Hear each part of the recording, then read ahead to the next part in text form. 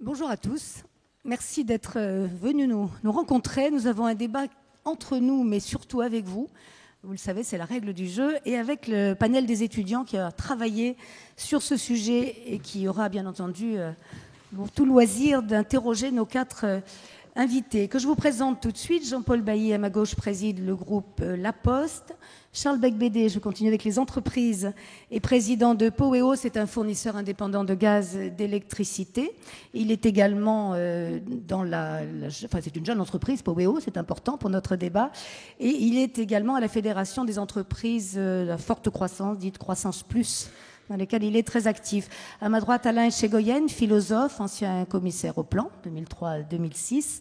Et François Dupuis, sociologue, professeur à l'INSEAD, consultant indépendant également. L'entreprise face à la crise de confiance, quelle responsabilité? C'est le titre qui a été choisi pour cette table ronde. Donc on verra d'emblée qu'il n'est pas besoin de nous poser la question de la crise de confiance. Elle est là, c'est un constat, puisqu'elle est dans ce titre. Et ce qui nous intéresse, c'est la manière dont ce terme de responsabilité qui traverse toutes les discussions, tous les débats de ce numéro de la Cité de la Réussite. Donc ce terme de responsabilité est aussitôt opposé à la crise de confiance dans l'entreprise. Je vous propose donc dans un premier temps de, non pas de donner une définition, mais de s'interroger justement sur ce constat, qui ne fait pas plaisir aux entreprises, c'est évident, mais peut-être l'entendre-t-elle de manière différente. On peut aussi évidemment s'attarder sur le contexte sociétal, s'il est admis qu'il y a une crise de confiance, nous dire pourquoi, d'où elle vient, par qui elle est surtout conduite. Et bien entendu, notre troisième interrogation sera quelle solution, quelle sortie possible à cette crise. Si vous en êtes d'accord, on va commencer par demander le point de vue des intellectuels, celui d'Alain Echegoyen, celui de François Dupuis, sur cette analyse, donc partant du constat, à moins que vous le contestiez, que la crise de confiance est bien là. Alain Echegoyen. Oui, alors, comme vous l'avez demandé, je vais commencer par analyser un peu le concept de confiance, puisque c'est le rôle du philosophe. Il faut rappeler que cette analyse de concept, aujourd'hui, est souvent décisive parce que il y a des erreurs, des mésusages qui induisent des malentendus dans notre société. Confiance, c'est un mot qui est le fruit du buissonnement sémantique d'un mot latin, fides, qui est d'une richesse extraordinaire. C'est fides qui va nous donner la foi, aussi bien la foi religieuse que la foi publique de la Caisse des dépôts, c'est-à-dire ce qui fait foi, qui va nous donner la fidélité, qui est une des plus fortes relations entre une personne physique et une autre, ou une personne physique et une personne morale, qui va nous donner la confidence et qui nous donne la confiance. C'est-à-dire donc qu'on a un mot qui buissonne en tous sens et qui caractérise ce qui constitue les relations les plus intenses entre une personne et un Dieu, entre une personne et une organisation, entre une personne et une autre personne. Ce qui caractérise la confiance, et à partir du mot fides, on comprend que la confiance suppose implique qu'on ne connaisse pas tout de cet autre en qui on fait confiance. Si on connaît tout, c'est de la perception, c'est de la connaissance, ce n'est plus de la confiance. Et c'est très important de rappeler ce point, c'est que l'idée même de confiance implique que l'autre a des zones cachées, a des secrets. Alors on peut confier un objet, on peut confier une lettre à la poste par exemple, hein, en supposant qu'elle va arriver. En toute confiance ? En toute confiance. On peut confier des propos, des secrets, ce qui s'appelle précisément une confidence, donc qui est lié aussi au mot fides. Et à chaque fois, on sait qu'il y a une zone d'incertitude. Mais cette confiance, elle est fondamentale dans la façon dont on envisage l'avenir et les relations avec autrui. Alors, si j'indique ceci, c'est pour relier précisément les deux mots qui constituent le titre de cette séance, c'est que l'erreur fondamentale de notre société et de notre économie aujourd'hui, c'est de croire que c'est la transparence qui engendre la confiance. C'est une contradiction absolue. Si j'exige de l'autre qu'il soit transparent, je ne peux pas construire une confiance sur ce point. On comprend qu'on le fasse, puisque si j'ai peur de son infidélité, je lui fais les poches, je lis son courrier, j'examine son agenda, mais c'est tout le contraire de la confiance. Ça ne peut engendrer que de la méfiance. Donc c'est pour ça que j'insiste sur le fait qu'il y a toujours ces zones obscures, et au contraire, ce qui engendre de la confiance, c'est la responsabilité.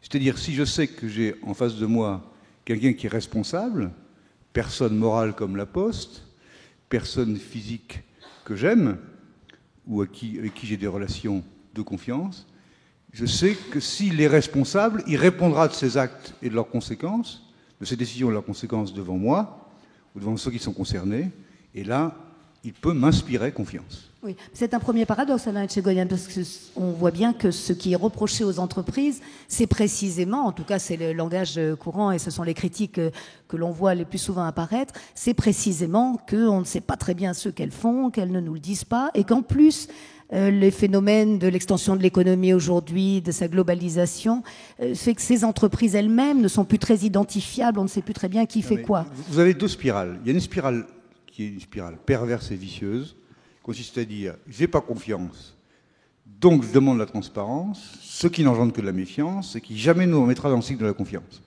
Et vous avez au contraire une spirale vertueuse qui est de dire « j'ai des hommes responsables, mais qui effectivement vont répondre de leurs actes et de leurs décisions, et donc je peux faire confiance, et je n'exige pas de tout savoir d'eux ». Mais c'est pareil dans la relation privée. Dans la relation privée entre parents et enfants, entre enfants ou frères et sœurs, entre relations familiales, amitié, c'est fondamental. Et quand on part sur de mauvaises pistes, effectivement, on a le malentendu, le mésusage, et on ne trouve pas de solution. François Dupuis, l'analyse du sociologue, vous partez vous aussi de ce constat de la crise de confiance? On est déjà au-delà? D'abord, je remercie Alain Etchegoyen d'avoir donné une définition. On va monter un petit peu votre micro, s'il vous plaît, c'est sur notre gauche. Dans la définition qu'il a donnée, il y a quand même quelque chose qui est important, c'est la définition de la confiance, c'est pas très loin de l'éthique, c'est-à-dire la réduction de l'incertitude des comportements. Alors, moi je vais aller du coup, comme la définition est donnée, je vais aller du coup dans le vif du sujet tout de suite, en faisant une remarque générale avant d'aller aux particuliers des entreprises, ce qu'on leur reproche, n'est-ce pas ? Si on dit qu'il y a perte de confiance, tout le monde perçoit bien qu'elle est générale. La perte de confiance, elle n'est pas spécialement destinée aux entreprises. Je lisais il y a 2 semaines un article de Pierre-Rosan Vallon, qui en est quand même un bon spécialiste sur la démocratie dans le Nouvel Observateur, dans lequel il faisait remarquer que les Français ont largement perdu confiance dans les formes traditionnelles de la démocratie, ce qui ne veut pas dire qu'ils ne s'intéressent plus à la politique. Mais les formes traditionnelles de la démocratie n'inspirent plus la même confiance. Alors, si maintenant on regarde les institutions dans lesquelles on travaille, ce qu'on appelle les entreprises, mais ça va au-delà des entreprises au sens marchand du terme, ça peut être des administrations, ça peut être des entreprises publiques, des associations, tout ce que vous voulez. Est-ce qu'il y a perte de confiance? Moi, je voudrais souligner un petit peu un paradoxe. Moi, je ne dirais pas tout de suite qu'il y a perte de confiance vis-à-vis de l'institution entreprise en tant que telle. Plus généralement, il y a perte de confiance vis-à-vis du travail. Et ça, c'est extrêmement important. Ce en quoi nous n'avons plus confiance aujourd'hui, c'est ce que nous pouvons faire par le travail et ce que va nous apporter le travail. Et je crois que la perte de confiance dans le travail est beaucoup plus importante que la perte de confiance dans les entreprises. Parce qu'après tout, les jeunes qui sont là et avec qui on va débattre, ça va être des nouveaux entrants sur le marché du travail. Et s'ils n'ont pas confiance dans ce qu'ils peuvent obtenir du travail, c'est quelque chose qui est corrosif pour la société. Alors, comment se marque cette perte de confiance vis-à-vis du travail ? Il y a quelque chose de très clair que l'on peut tous observer et qui inquiète tous les DRH, c'est le moindre investissement que font les nouveaux entrants dans le travail. C'est-à-dire que, n'est-ce pas, dans ce qu'on a appelé les 30 glorieuses, une des caractéristiques, et même pour les catégories, et surtout pour les catégories les plus supposées les plus favorisées comme les cadres, la grande caractéristique, c'était un investissement massif dans le travail. Aujourd'hui, cet investissement est en régression de façon extraordinaire. Ce n'est pas tant d'ailleurs un désinvestissement en termes de temps, quoique, n'est-ce pas, je veux dire, on cherche à y échapper même au temps du travail, mais c'est un désinvestissement émotionnel dans ce qu'on y met. Si vous me permettez, je voudrais partager une chose avec vous. J'ai récemment publié un petit livre sur les cadres et je faisais observer la chose suivante. Vous voyez, en 1974, j'avais fait une étude avec le grand sociologue Michel Crozier, qui m'a tout appris en la matière, et on avait fait une étude sur les cadres de Saint-Gobain-Pont-à-Mousson. Et j'ai retrouvé le questionnaire, c'était il y a 30 ans. Eh bien, à l'époque, nous avions posé des questions. Non seulement aujourd'hui, nous n'obtiendrions pas du tout les mêmes réponses, mais on ne pourrait même plus poser les questions. Vous voyez, je vais vous en citer une qui n'est plus posable parce qu'elle est incompréhensible. On demandait à ces cadres, seriez-vous d'accord avec l'affirmation, la vie professionnelle se place au-dessus de tout. Si aujourd'hui vous demandez à une population de cadres, est-ce que vous êtes d'accord avec le fait que la vie professionnelle se place au-dessus de tout, ils ne comprendront même pas la question. Je vois sourire les étudiants devant nous. Enfin, oui, mais on ne la posera pas aujourd'hui. Donc vous voyez, ça veut dire que de ce point de vue-là, il n'y a plus du tout la même confiance dans l'avenir que peut apporter le travail et qu'il permet de construire. Alors, la question qui va se poser à nous par rapport aux entreprises, c'est qu'est-ce qu'on fait ou qu'est-ce que font les entreprises par rapport à ça ? Et ici, je voudrais lancer une ou deux pistes pour qu'on puisse en débattre. En plus, nous avons 2 présidents d'entreprise, alors quand même, ils peuvent s'exprimer là-dessus. La première chose qu'on peut dire, c'est que les entreprises subissent énormément au jour d'aujourd'hui, n'est-ce pas ? C'est-à-dire, dans l'évolution du monde économique tel qu'il est, l'idée que l'entreprise contrôle ce qui se passe, c'est une idée un peu fantasmatique. D'ailleurs, à tel point que l'on voit bien, il y a une pression aujourd'hui, moi je vois ça dans tous les comités exécutifs, des cadres pour dire au président, mais dites-nous quelle est la stratégie de l'entreprise, sa vision à long terme, ce qui est une façon de réduire l'incertitude des choses, n'est-ce pas ? Et le deuxième point, qu'on en discute tout de suite. Bon, non, mais le deuxième point, c'est que par rapport à ça, n'est-ce pas, ce que les entreprises ont le plus subi, c'est la rupture du lien traditionnel qui les unissait à leurs salariés, c'est-à-dire le lien loyauté-protection. Moi, l'entreprise, elle me protège, non pas en termes d'emploi, on pourra y revenir, mais aussi dans les conditions dans lesquelles je travaille, et moi, j'apporte à l'entreprise la loyauté. Et aujourd'hui, et je termine là-dessus, voyez, vous voyez les réactions de l'entreprise par rapport à ça, c'est-à-dire à cette dégradation de la confiance du travail. Soit elle refuse d'en parler, et donc là, il n'y a plus confiance réciproque, j'ai peur de parler aux gens de la dégradation du travail, soit elles tiennent un discours qui est à la fois inclusif, fataliste et incantatoire. C'est inclusif, on est tous dans le même bateau, fataliste, c'est comme ça, et incantatoire, vous allez voir, on va développer une vision, on va s'en sortir, etc. Oui. C'est pas un discours de confiance. Voilà. Alors, François Dupuis, je rappelle d'ailleurs l'ouvrage auquel vous faites référence parce que c'est très explicite, ça s'appelle « La fatigue des élites ». Et dans les élites, vous rangez peut-être l'ensemble des cadres, hein, c'est pas seulement les dirigeants au plus haut niveau. Première réaction, celle de Jean-Paul Bailly, cette perte de confiance des salariés, mais est-ce que l'entreprise elle-même fait confiance aux cadres ? C'est aussi une question. Oui, je pense qu'il y a vraiment une vraie crise de confiance. La crise de confiance, elle est d'abord vis-à-vis de la société. Il y a un sentiment de perte de repères et de perte de maîtrise, de fait de subir et de ne pas comprendre vraiment ce qui se passe autour de nous et quels sont véritablement les enjeux et les acteurs, qui est, je crois, le fond de tableau tout à fait essentiel. Les grandes dimensions en sont la mondialisation et l'incompréhension des jeux d'acteurs et le sentiment d'être totalement en position de subir dans ce domaine-là. Il y a toutes les grandes peurs, me semble-t-il, les peurs, le terrorisme, les peurs autour de la santé, alors qu'on n'a jamais été aussi bien portant, les peurs autour de l'avenir de la planète, et puis peut-être une peur encore plus fondamentale qui est celle de l'avenir de nos enfants. Si c'est vrai qu'aujourd'hui l'avenir est perçu non plus comme une chance et une opportunité, mais comme une menace, alors vraiment on est dans une vraie crise de confiance. Et dans cette crise-là, qu'est-ce que peuvent faire les entreprises ? Je pense qu'il y a également, pas complètement d'accord, je crois qu'il y a le problème du travail, mais je crois qu'il y a aussi quand même le problème des entreprises. Et je distinguerai le problème vis-à-vis des entreprises en général, l'image des entreprises, et le problème de la confiance à l'intérieur de l'entreprise, quand on travaille dans cette entreprise. Vis-à-vis des entreprises, je pense qu'il y a une crise de confiance qui est fondée, dont les 3 grands piliers sont l'entreprise vis-à-vis de l'emploi, l'entreprise vis-à-vis de la volatilité de l'actionnariat, de son projet, des remises en cause permanentes, une espèce d'incertitude, de peur d'un séisme qui peut toujours intervenir, alors qu'il y a quand même encore quelques années, on n'était pas sur des longs fleuves tranquilles, mais sur des choses quand même beaucoup moins perturbantes. Et puis, je pense qu'il y a aussi tout le débat sur les écarts de richesse et la redistribution des fruits de cette richesse. Et donc, je crois que là, globalement, le monde des entreprises a une vraie responsabilité sur, mieux expliquer les mutations, et ça demande un effort pédagogique qui, à mon avis, n'est pas fait, ni par les entreprises, ni, à mon avis, suffisamment par le MEDEF, ni suffisamment par les syndicats. Je crois qu'il y a un vrai problème d'explication des mutations, de pédagogie, etc. Il faut être évidemment très attentif à l'exemplarité. Et dernier point, je ne veux pas être trop long, mais je pense qu'il faut aussi s'interroger sur le problème de la confiance à l'intérieur de l'entreprise. Et là, à l'intérieur de l'entreprise, je pense qu'il y a 2 grandes dimensions. Il y a, est-ce que j'ai confiance dans l'avenir de l'entreprise ? Et là, on revient tout à fait à ce que vous disiez, François. Je crois qu'il y a un rôle fondamental, du coup, des patrons d'entreprise sur la capacité à expliquer le projet, l'avenir. Moi, quand je suis arrivé à la Poste, j'étais extraordinaire. La première chose que m'ont dit les postiers, c'est « Président, dites-nous où on va. Qu'on soit d'accord ou pas d'accord, on veut savoir où on va. » Et c'est un facteur fondamental de confiance.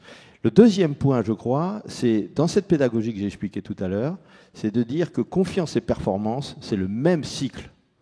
Il n'y a pas de confiance sans performance, il n'y a pas de performance sans confiance. Vous pouvez prendre un gamin à l'école, vous pouvez prendre le résultat d'une équipe sportive, il n'y a pas de performance sans confiance, il n'y a pas de confiance sans performance. Et le dernier point, c'est que c'est moi dans l'entreprise. Ce n'est pas moi dans l'avenir de l'entreprise, mais moi tous les jours dans mon quotidien dans l'entreprise. Et là, ça renvoie complètement à la philosophie du management. C'est-à-dire un management qui lui aussi est fondé sur la confiance au lieu d'être fondé sur l'exécution de choses décidées par d'autres. Bien, l'avis de Charles Beigbeder, peut-être en allant encore un peu plus loin, il y a, c'est vrai, ce que vient de nous dire Jean-Paul Bailly, ce sentiment qu'on est beaucoup sur le court terme d'abord, que l'actionnariat est très privilégié, on l'entend constamment.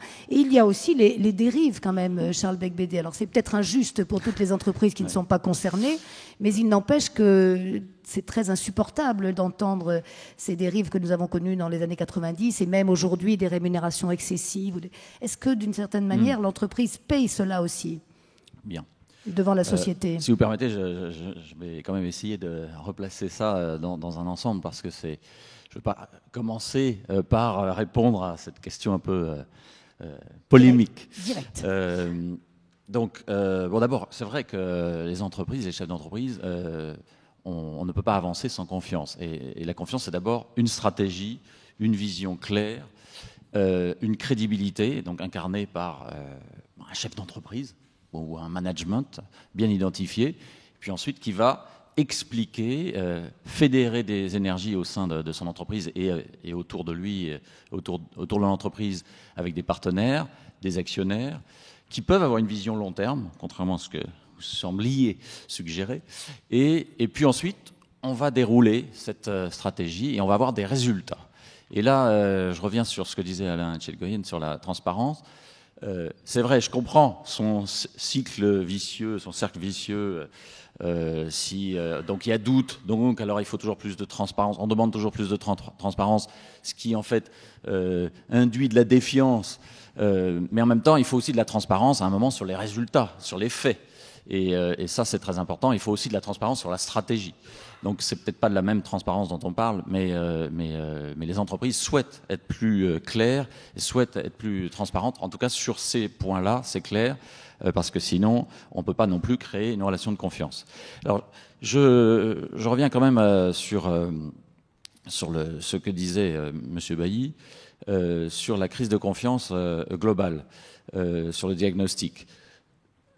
C'est vrai que c'est pas facile d'être chef d'entreprise dans une France qui est quand même en pleine crise, en pleine psychose en fait, depuis quelques années, où il y a une vraie crise morale, une crise d'identité, un manque de repères, Jean-Paul Bailly l'a dit, et une vraie crise de sens. Et donc après, on voit bien qu'il y a un déficit de vision au niveau de la tête du pays, enfin, et l'ensemble des hommes politiques ne savent pas nous dire ce qu'ils veulent pour 2012, 2017, 2020. Qu'est-ce qu'ils veulent faire de la France, quoi. Donc à partir de ce moment-là, comme on est dans un contexte où on n'a pas en toile de fond des choses vraiment claires et on n'a pas d'objectif, d'ambition, de projet pour l'ensemble des Français, ça crée cette vraie crise de sens, cette crise d'idéal dans laquelle nous sommes tous plongés. Alors nous, les chefs d'entreprise, heureusement, c'est plus facile. On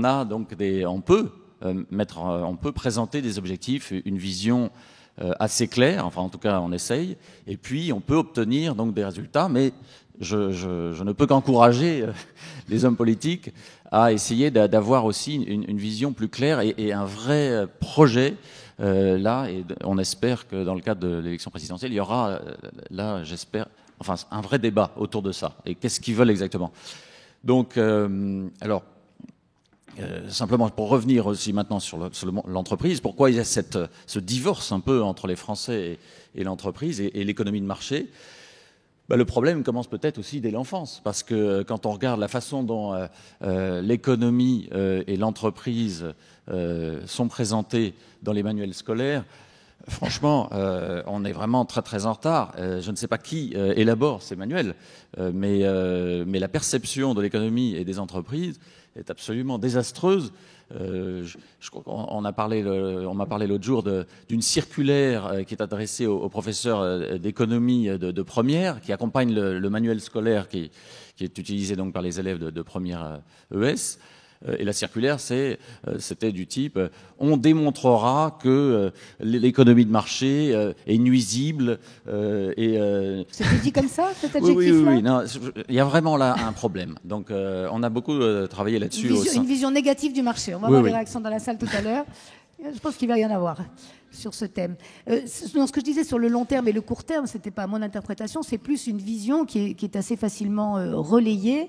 Et également, si j'insistais aussi sur les dérives, c'est parce qu'on a le sentiment que la confiance se perd très vite lorsque l'on met en avant ce genre d'excès et qu'elle est difficile à reconquérir. Mais on va peut-être envoyer la question à vos autres intervenants. Je peux répondre si vous voulez, mais je veux pas. Non, mais je suis d'accord. C'est vrai que si en plus il y a au sein des chefs d'entreprise parfois des comportements donc incompréhensibles, ça ne peut qu'attiser cette crise et être très préjudiciable à l'ensemble des entreprises et à tout ce qu'on vient de dire.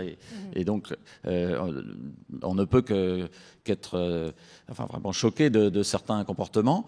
Mais il faut bien comprendre que il y a 2,5 millions d'entreprises en France. Alors, si de temps en temps, évidemment, il y a quelques dirigeants qui, à un moment, excusez-moi du terme, me pètent les plombs, on va pas non plus stigmatiser l'ensemble des entreprises de France. C'est un peu trop facile. Mais donc, c'est vrai que c'est dur parce qu'on est dans une société très médiatique et donc qui ne parle plutôt que des mauvaises nouvelles et des comportements déviants. Et donc, ça va faire monter la mayonnaise là-dessus. Mais donc là, on travaille pour essayer justement de mettre en place des codes de bonne pratique, pour essayer de sensibiliser les dirigeants à cette problématique. On va revenir sur les réponses, effectivement, les solutions qui sont cherchées par tous. Alain Etchegoyen, sur tout ce qui vient d'être dit. Oui, là, juste un détail par rapport à la transparence. Reconnaissons qu'il faut donner des informations utiles. Mais méfions-nous des mots que l'on dit sans même les penser. On se met à penser les mots qu'on dit alors qu'on devrait dire ce qu'on pense. Et c'est très grave dans les entreprises, c'est très fréquent. Comme disait Voltaire, les ruisseaux sont transparents dans la mesure où ils sont peu profonds. Et donc il faut faire attention, la responsabilité donne de la profondeur. Je vais revenir sur les remarques de Jean-Paul Bailly et de François Dupuis sur un point très particulier qui montre le lien entre la philosophie et l'entreprise sur cette question. Quand j'étais administrateur du groupe Usinor et au comité d'audit avec Anne Lauvergeon et Francis Maire, on a eu la question, on a envisagé donc de monter Arcelor, leader mondial de l'acier. Et on a passé un conseil d'administration sur la question suivante, la vieille question stoïcienne, qui est exactement ce qui se pose aux entreprises dans la mondialisation. Qu'est-ce qui dépend de nous et qu'est-ce qui n'en dépend pas?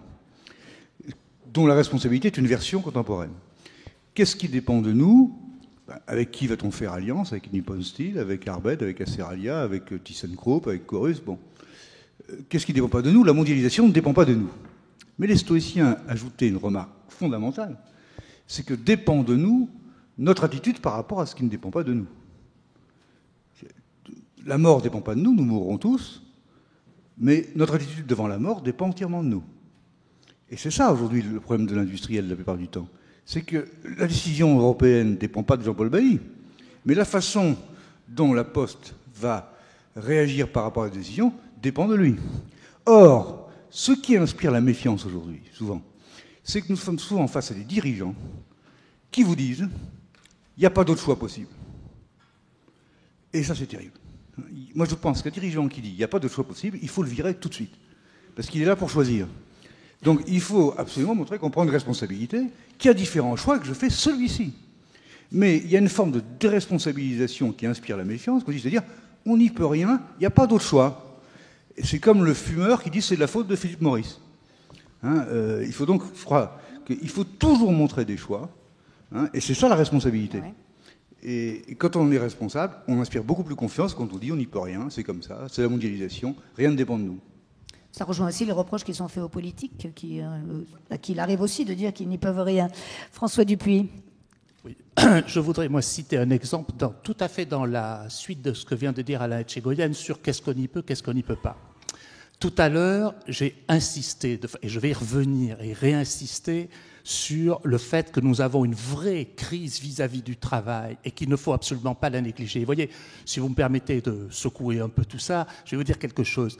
C'est vrai qu'on est en début de débat, mais à nouveau, le débat est très français, très intellectuel, très général. Vous voyez. Or, il y a des choses beaucoup plus concrètes qui se passent dans les entreprises et qui structurent même la relation des gens à l'entreprise. Vous voyez, je vais vous citer quelque chose qui va vous frapper. Je regardais un peu de littérature parue sur l'entreprise ces temps-ci. Et après tout, la littérature qui paraît est un indicateur de quelque chose. Jacques Debande, La France malade du travail. Robert Castel, L'insécurité sociale. Philippe Eskenazi, Les désordres du travail, Votre serviteur, La fatigue des élites, et même le dernier livre de Louis Chauvel, Les classes moyennes à la dérive. Vous avez là toute une série de sociologues, d'économistes qui arrivent d'horizons très différents et qui disent le problème, c'est le travail. Et pourquoi ?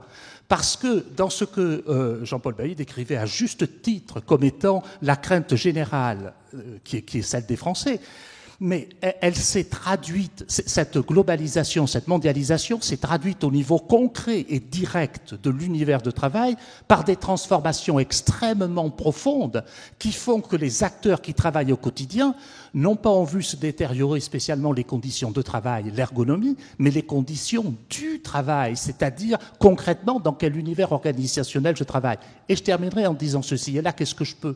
Moi j'ai été horrifié quand j'ai vu que la seule chose que ça a donné, c'est un débat lancé par les politiques et un peu le MEDEF sur la détérioration de la valeur travail. Mais enfin quoi ? Il faut être un petit peu réaliste. Ce qui s'est détérioré, c'est pas la valeur travail, c'est le travail lui-même. Et comme le travail lui-même s'est détérioré, la valeur qui y est attachée s'est elle-même détériorée. Donc là, les entreprises peuvent faire quelque chose, c'est-à-dire poser clairement, en faisant confiance aux gens, parce que la confiance, c'est un mécanisme réciproque, n'est-ce pas ?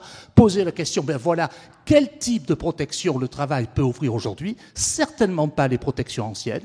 Donc, quel type d'accord, quel type de contrat implicite ou explicite sont aujourd'hui les entreprises capables de repasser avec ce qu'elles emploient ? Oui. Jean-Paul Bailly souhaite vous répondre, peut-être aussi Charles Bacbédé. Et ensuite, on ira voir du côté du panel des étudiants quelles autres questions ils ont préparées pour vous, messieurs. Oui, moi je voudrais juste rebondir sur ce que disait Alain Etchegoyen sur l'importance du choix, parce que c'est quand même ça le métier du dirigeant. et l'illustrer par l'exemple qu'il a donné à propos de la Poste et des directives européennes qui viennent d'arriver. Ces directives européennes, d'abord, c'est pas vrai de dire qu'elles nous tombent comme ça. Ça fait 18 mois qu'on travaille pour que les directives européennes soient le plus comme on a envie qu'elles soient. Donc même sur des choses qui semblent comme ça venir de l'extérieur, en réalité, la manière dont se passent les choses, à un certain niveau, même sur cet environnement, on a une capacité d'anticipation, et je crois que la capacité d'anticipation fait partie de notre travail et fait partie de la construction de la confiance et fait partie de nos responsabilités. Une fois que ce cadre est défini, il y a effectivement des possibilités très différentes de faire face à cette nouvelle donne. Si je prends l'exemple en question, j'ai trois positions fondamentalement différentes. Je peux dire, c'est très bien, ouvrez le marché, il n'y a pas de problème. De toute façon, le marché réglera toutes les solutions et apportera les bonnes réponses. Je peux dire, non, n'ouvrez surtout pas le marché, parce que c'est incompatible, c'est contradictoire avec les missions de service public. Et je peux dire, ce que je crois être la bonne position, et qu'il faut expliquer, et qu'il faut montrer comment elle rentre dans une vision, et qu'il faut montrer comment elle rentre dans un développement et une ambition pour l'entreprise, c'est de dire, bien sûr qu'il faut aller vers un marché qui est plus ouvert, bien sûr que la concurrence a énormément de mérite, et que chacun d'entre nous, en tant que consommateur, est très demandeur de plus d'innovation, de plus de qualité, de prix meilleurs, etc. Mais soyons très attentifs à ce que cette ouverture ne se fasse pas au détriment de choses auxquelles aussi les Français sont très attachés, qui est le lien social, qui est la mission de service public, qui est la présence sur le territoire. Et la réponse, là, c'est laquelle? C'est de faire de la pédagogie. C'est d'expliquer qu'on change de monde, qu'on passe d'un monde où c'était des monopoles qui finançaient des missions de service public qui n'étaient pas bien définies parce qu'elles étaient financées par un monopole, et que tout ça était dans un grand paquet, vers un monde beaucoup plus ouvert, dans lequel il va y avoir de la segmentation, dans lequel des acteurs vont pouvoir venir satisfaire des besoins très particuliers, et donc dans lequel il va falloir faire en sorte que les missions de service public d'hier, qui étaient totalement floues, soient définies, évaluées, et qu'on ait dit exactement comment on allait les financer. Si on est capable de faire ça, alors bien sûr, le dynamisme d'entreprise et le dynamisme du marché retrouvent toute sa place, et on doit être capable de combiner une dynamisme de marché et le financement des missions de service public. Oui. C'est juste un exemple qui est un peu précis, mais c'est pour montrer à quel point on peut avoir vraiment une capacité de choix. Oui, mais disant cela, Jean-Paul Bailly, vous semblez dire qu'on ne l'a pas assez fait, cette pédagogie. Et peut-être pas seulement du côté des entreprises, peut-être que les pouvoirs publics aussi. On n'a pas encore parlé de la responsabilité de l'État dans tout cela. Ah, mais je pense que globalement, c'est un des vrais enjeux. C'est qu'on n'a pas suffisamment, on ne fait pas suffisamment de pédagogie, et qu'il y a une véritable fuite en avant des responsabilités. Vis-à-vis de l'Europe, c'est criant. Le résultat du référendum, il est quand même fondamentalement le résultat de 10 ans de démission, où quand il y avait quelque chose qui n'allait pas, on disait que c'était de la faute de Bruxelles. Voilà. Donc ça n'a pas fait de pédagogie, on a fui les responsabilités. Charles Beigbeder, puis dans la salle, on commencera avec les étudiants. Je voulais revenir sur ce que disait François Dupuis sur la valeur travail. Donc, c'est vrai que les entreprises ont des responsabilités, je vais y venir dans un instant, et on ne va pas fuir cette responsabilité, mais il faut quand même aussi rappeler qu'il y a eu quand même un certain nombre de décisions qui sont venues du niveau étatique et qui ont fait beaucoup de mal à la valeur travail, et je veux parler bien sûr des 35 heures, qui sont un progrès peut-être pour certaines catégories de salariés, mais qui ont été imposées de façon unilatérale et qui ont beaucoup déstabilisé les entreprises et qui ont fait croire à une partie de la population que le travail était un mal nécessaire, que c'était aussi un gâteau fixe et qu'on devait se partager absolument, alors que c'est tout le contraire, c'est une dynamique et c'est un bien, ça peut permettre aux gens, aux hommes, aux femmes de s'accomplir, de progresser, de trouver parfois un sens à leur vie, même si ce n'est que la vie professionnelle, bien sûr, et puis surtout une juste rémunération. Et donc, mais alors, c'est clair que nos entreprises,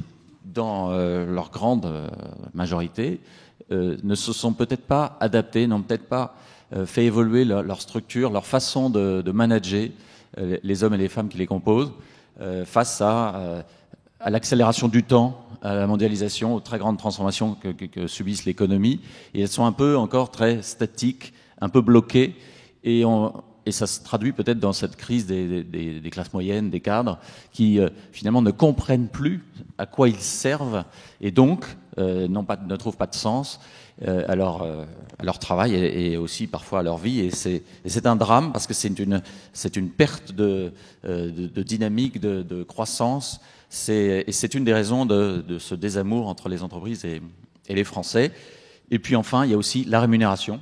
On en parlera peut-être, mais c'est clair que là, les rémunérations, en général, c'est vrai, n'ont pas augmenté autant que dans les années 70-80, que c'est une des causes aussi de ce climat un peu difficile entre les Français et l'entreprise. Les causes, on les connaît bien sûr, c'est la non-réforme de l'État et donc les prélèvements très très élevés qui pèsent sur les entreprises, qui sont elles dans la concurrence mondiale et donc ne peuvent plus en fait augmenter les salaires comme elles le souhaiteraient. Bien, merci pour toutes ces premières analyses. On va passer la parole à présent dans la salle, en commençant, c'est la règle du jeu dans ces débats de la Cité de la Réussite, par les étudiants qui vous écoutent, qui sont ici au premier rang. On va leur demander de se présenter très vite en prenant la parole et il va être intéressant de voir quelles questions vous choisissez de poser après ces premiers commentaires qui viennent d'être faits. Mademoiselle, je vous en prie. Alors, bonjour, je suis Delphine Vaudor, j'étudie au Centre de formation des journalistes. Je voudrais rebondir sur ce que vous avez... Mettez votre micro très près pour la salle, merci beaucoup. C'est bon, oui. Voilà, c'est mieux. Je voudrais partir du constat que vous avez dressé, Monsieur Dupuis, qui est celui si je vous comprends bien, d'une souffrance généralisée au travail. Vous avez évoqué à la fin de votre intervention la nécessité de poser des points d'accord, de se réunir entre salariés et dirigeants d'entreprise pour refonder les bases d'une confiance mutuelle. Et Monsieur Beigbeder, vous avez rapidement lâché le terme de code de bonne conduite. Et j'aimerais savoir si ce type de texte, les chartes, les codes de bonne conduite qui sont assimilés un petit peu à du droit mou, est-ce que ça vous semble de nature à pouvoir refonder cette confiance entre les salariés et les dirigeants d'entreprise? Est-ce que vous ne pensez pas qu'il pourrait y avoir une façon d'acheter à bon compte leur confiance en passant par un type de droit qui ne soit pas sanctionné, contrôlé de façon impérative? Une manière un peu habile de proposer une réponse au problème. Voilà. François Dupuis, Charles Beigbeder, on vous a interrogé aussi. Voyez, d'un certain point de vue, à la fin de votre question, vous avez donné la réponse. Tout simplement pour une raison, la sociologie nous apprend une chose, du moins moi, à mon grand âge, elle m'en aura appris une, c'est que les acteurs sont intelligents. Donc le fait d'écrire une charte de bonne conduite, c'est ce que moi j'ai appelé quelquefois de l'incantatoire, c'est-à-dire on va dire on fait ça, il faut faire comme ça, etc. Si ça ne s'appuie pas sur une réalité de pratique, ça n'a aucun sens. Non seulement d'ailleurs ça n'a aucun sens pour les acteurs, mais je vais même vous dire plus. Si vous vous contentez de faire dans l'entreprise un certain nombre d'affirmations dont les acteurs savent très bien qu'elles sont déconnectées de la réalité, vous accroissez le malaise parce que la seule réaction, c'est de provoquer du cynisme. C'est-à-dire que chacun s'en va en répétant les slogans qu'a produit l'entreprise, personne n'y croit, chacun n'en pense pas moins et se replie dans son coin. Donc, vous ne pouvez faire une charte de bonne conduite qu'à partir du moment où, de façon pratique et concrète, vous avez été capable de remettre sur le tapis et de redéfinir et de le situer dans le domaine du possible et non pas simplement dans le domaine du souhaitable, l'accord qu'il y a entre une entreprise et ses salariés. Je vous prends 10 secondes un exemple. Vous voyez, aujourd'hui, qu'est-ce qui a été le plus remis en cause concrètement dans le travail quotidien par la mondialisation? C'est des formes d'organisation qu'on appelle bureaucratiques, c'est-à-dire verticalisées, travailler dans des organisations verticalisées, ce qu'on appelle des silos, dans lesquels ça avait un avantage fondamental pour les acteurs, c'est qu'ils étaient protégés de tous les autres. Chacun faisait son boulot dans son coin sans avoir à dépendre des autres. Et je suis sûr que dans cet amphi, tout le monde sait à quel point nous haïssons les situations de dépendance. Aujourd'hui, dans les entreprises, pour des raisons évidentes de réduction des coûts et d'amélioration de la qualité, on a été amené à introduire le travail transversal. Ce travail transversal qu'on a d'ailleurs présenté aux gens avec des mots très superbes, la gestion de projet, la coopération, toutes ces choses-là, il se traduit par des situations de dépendance extrêmement fortes et des situations de souffrance, comme vous l'avez dit. Ça, d'un certain point de vue, c'est inéluctable dans les entreprises, cette forme différente du travail. Penser qu'on va pouvoir en revenir à la bureaucratie, pour autant qu'on puisse voir l'avenir, est impossible. Par contre, on peut réfléchir à qu'est-ce que l'on peut offrir aux gens qui fait que quand ils viennent travailler dans l'entreprise, eh bien, il y a un deal qui est un deal positif pour eux et pas simplement quelque chose qui est du moins. N'est-ce pas, comme le disait M. Becbéder à juste titre, qui ne les amène pas simplement à penser que le travail, c'est un mal, c'est même un très mal, mais nécessaire, et du coup, si c'est un très mal nécessaire, je le pratique au minimum, c'est ce que je veux dire, voyez. Donc, il faut, accepter de poser la question, et c'est pas facile, parce que si vous posez la question du travail, c'est la boîte de Pandore, vous soulevez un couvercle, vous savez pas ce qu'il y a sous le couvercle, et une fois que la question est posée, il faut dire, je vais redéfinir un contrat avec vous qui corresponde à la réalité telle qu'elle est dans le monde économique aujourd'hui. Voilà ce que je voulais dire. Et attention, si on ne respecte pas le contrat, comme vous l'avez dit aussi. Autre réponse, Charles Becbéder. Merci de faire des réponses relativement brèves pour qu'on ait le temps d'avoir beaucoup de questions. Ça serait dommage. Alors, il y a une entreprise qui n'existe plus, qui avait les meilleures notes de tout, par rapport à tous les codes de bonne conduite, développement durable, responsabilité sociétale, etc. C'est une entreprise qui s'appelait Enron. Et puis qui a disparu. Et donc, en fait, il faut se méfier effectivement de ces codes, parce qu'on peut, c'est un peu un moyen facile d'évacuer le sujet. Et le problème, c'est plus, je crois, alors ça peut aider néanmoins, ça peut permettre à certains dirigeants de se responsabiliser, d'appréhender certains thèmes auxquels ils n'avaient pas pensé peut-être, c'est déjà un plus, mais c'est plus, moi je crois, autour des valeurs qu'il faut travailler. Et je vais vous donner un exemple qui concerne mon entreprise. À la création de Poeo, j'ai souhaité donc qu'on choisisse avec les collaborateurs des valeurs, et donc qui incarnaient en fait l'entreprise, enfin, que l'entreprise essaye d'incarner. C'est l'audace, le respect et le travail. L'audace parce que pour s'attaquer à EDF, évidemment, il faut beaucoup d'audace, il faut innover, il faut oser. Le respect parce que justement, et c'est là où j'en viens, si on ne respecte pas ses collaborateurs entre eux, si on ne respecte pas les fournisseurs et qu'on est arrogant avec eux, si on ne respecte pas bien sûr ses actionnaires et puis surtout ses clients, et qu'on fait des offres au niveau du marketing qui en fait sont des offres mauvaises vis-à-vis du client, eh bien l'entreprise part dans une spirale négative. Puis bien sûr ensuite le travail, parce que on demande à chacun de travailler et de s'accomplir le plus possible dans l'organisation. Mais donc, alors juste une dernière petite anecdote sur et alors au départ donc on s'est dit bon on fait ça, puis ça fait joli, et puis en même temps ça c'est un. Enfin, moi, j'y croyais. Je crois que les valeurs, redéfinir les valeurs de façon générale au niveau du pays, ça serait une bonne chose. Mais donc, j'avais envie de faire ça dans l'entreprise. Eh bien, j'ai eu la satisfaction une fois. Il y avait une réunion marketing à laquelle je participais, et donc donc c'était une réunion de brainstorming où on inventait des offres, on essayait d'inventer des offres. Et il y a un jeune qui a sorti une offre très astucieuse, mais qui était effectivement vraiment une mauvaise chose pour le client en réalité, mais qui n'était pas immédiatement perceptible pour le client. Eh bien, un autre jeune collaborateur a dit mais et le respect. Eh bien, j'étais très satisfait ce jour-là. Bien, merci. Alain Chegoden voulait faire un commentaire là-dessus, peut-être Jean-Paul Bailly également, mais on va ramasser vos réponses quand même pour avoir le temps d'avoir d'autres questions. Le dernier exemple est bon parce que ces textes sont valables que si on peut y objecter, c'est-à-dire dire attention, est en contravention. Ceci dit, moi j'ai beaucoup travaillé sur ces codes et chartes. Il y a deux cas tout à fait différents. Il y a ceux qui sont le fruit d'une élaboration collective, et quand j'arrive dans une entreprise que je ne connais pas et qu'on montre un texte comme celui-ci, la première question que je pose, à laquelle ne s'attendent pas les dirigeants, c'est en combien d'exemplaires a-t-il été imprimé ? S'il y a 5000 salariés et que c'est imprimé en 5000 exemplaires, c'est bon signe. S'il y a 5000 salariés et que c'est imprimé en 50 000 exemplaires, ça veut dire que c'est fait pour l'extérieur. Et donc, évidemment, on y ment. Hein, il faut savoir, il y a un principe, alors, moi je ne dirais pas le même terme que François Dupuis, moi j'appelle ça le syndrome de Fernand Reynaud, qui est très important dans les entreprises, qui est très simple, hein, et qu'on connaît dans la vie privée. C'est qu'il est toujours mauvais d'affirmer face à autrui sa propre vertu. Hein, je ne connaissais pas bien Madame Dominique Rousset, pardon. Si elle m'avait répété 5 fois depuis que je suis arrivé ce matin, vous savez, moi je suis une journaliste honnête.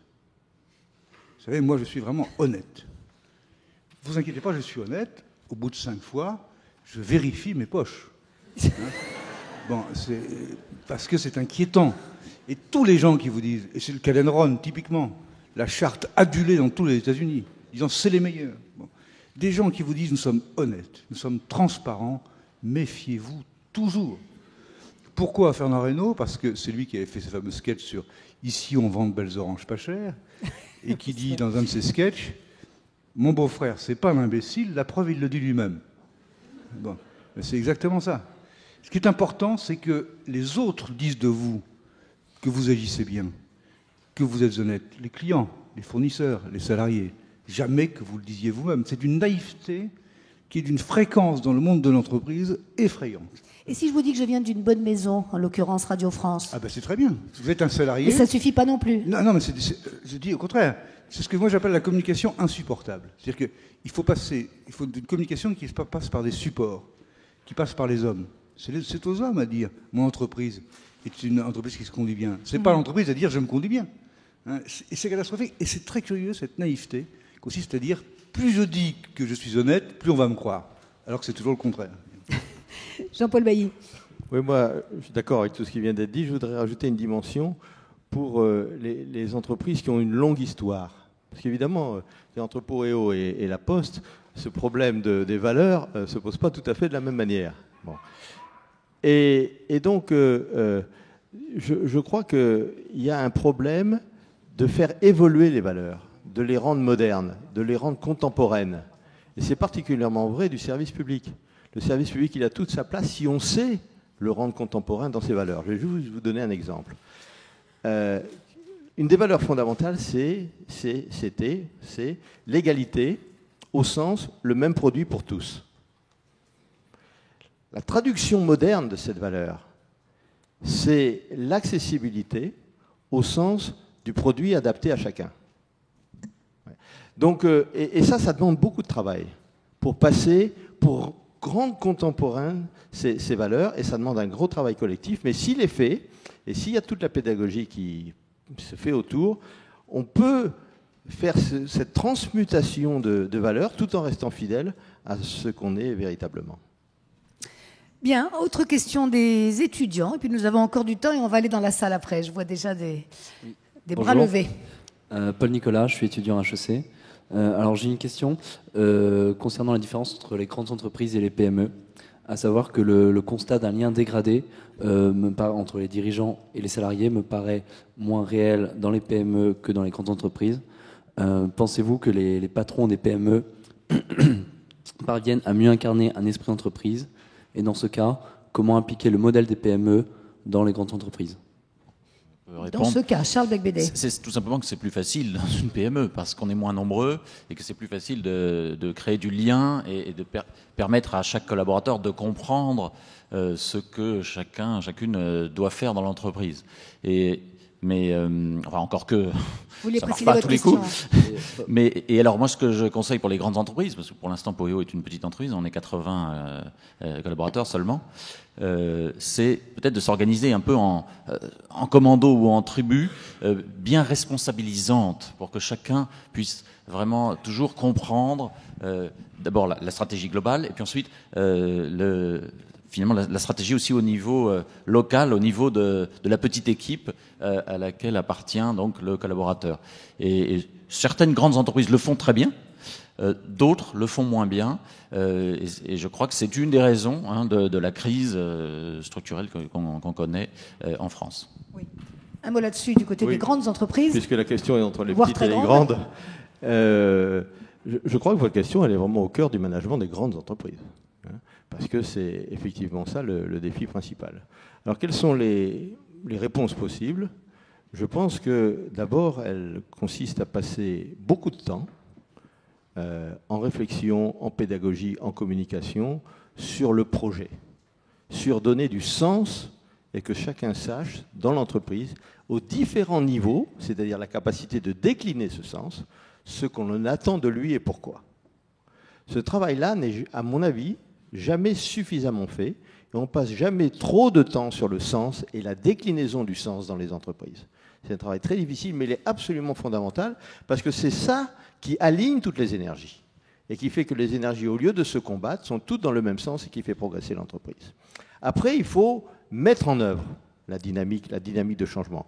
Et là, je dirais, Charles Becbédé a raison, c'est-à-dire qu'il faut absolument mettre en place des organisations qui s'appuie sur la décentralisation des responsabilités et la capacité aux différents niveaux, quand on en a compris le sens, de pouvoir effectivement mettre en œuvre les progrès de performance qui vous sont demandés. Et là, notre philosophie, c'est de dire qu'à ce niveau-là, une fois qu'on a donné du sens, l'attitude suivante fondamentale dans un cadre responsabilisé, c'est le soutien, c'est-à-dire de créer les conditions de la réussite.